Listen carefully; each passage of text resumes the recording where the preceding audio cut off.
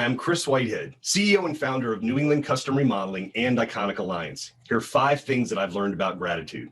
Number 1, you can act your way into a feeling. I wish I'd have learned that a long time ago. You know, as I've gone through a lifelong pursuit of personal development, I've become acutely aware that most people feel things and then they base their actions on their feelings. I witness how often it leads to false assumptions and undesirable results. As I began to work on creating predictable results in my own life, I saw how vital it was to have and maintain my end goal in mind and make as many of my actions congruent with the result I want. The only way I've been able to do it is by practicing gratitude. Instead of allowing negative experiences to shape how I act like the person who's already living with the results I want. It's as simple as responding to situations instead of reacting. Practicing gratitude allows me to feel those results even when the reality I'm dealing with presently isn't aligned with them. That quick, now autonomous response of gratitude shifts me from feeling the pain so acutely and instead observe it for what it really is, just a temporary impediment to the path of joy and harmony I'm intentionally creating. Number 2, I believe gratitude is the precursor to joy, and there's a big difference between happiness and joy. Happiness is usually triggered by external circumstances, whereas joy is an internal experience. External things can be pretty hard to control, so happiness is fleeting. Internal things like my thoughts and my perception of my thoughts can be controlled through practice. It means that no matter the circumstance, I can have joy when I focus on gratitude. Like anything we want to rely on, we have to be willing to practice until it becomes an automatic response.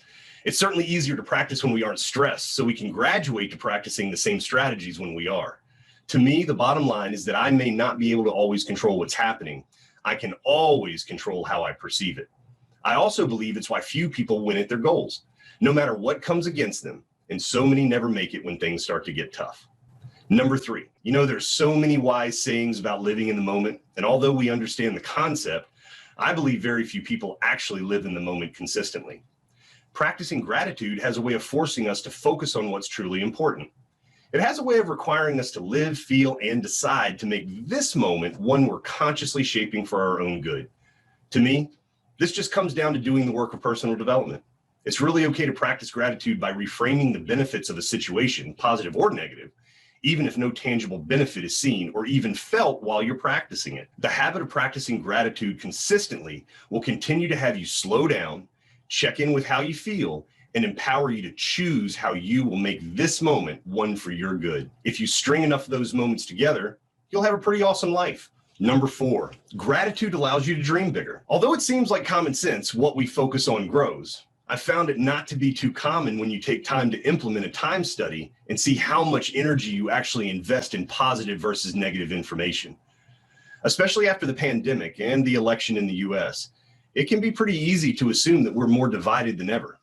Well, I made a choice as I saw the continuous negativity in social media to unfriend, block, and disengage with any of it. I found that it made me want to become fearful and pessimistic about the world as a whole. Instead, I sought out anything that I could find that is positive. I found that surrounding myself with consistent interactions that were life-affirming, I began to take a new perspective on what we're going through. I was able to find the opportunities that are all around me to be an agent of positivity when people seem to be the most afraid to. Just by happenstance, I began to see how all that positivity was rubbing off on me, and I began to not just find ways to survive during this time, I found ways to thrive. Finding ways to connect with people who are online more often now, I began checking in more frequently. And as I did, I was able to hear recurring themes and problems that I'm uniquely qualified to solve. This practical form of gratitude became like putting on my favorite music to listen while I work. And I truly began to see the potential for turning tragedy into triumph. If I can do it, I know you can too. And number 5, most importantly, I believe that gratitude can lead you to your major life purpose while you're here on Earth. I truly believe that most people have no idea what they really want in life. Don't believe me? Just go ask your spouse what they want to eat for dinner tonight. You're more likely to get what they don't want rather than what they do want. It isn't because they're being obstinate either. Most of us have been programmed from a very young age that we can't have or don't deserve what we want.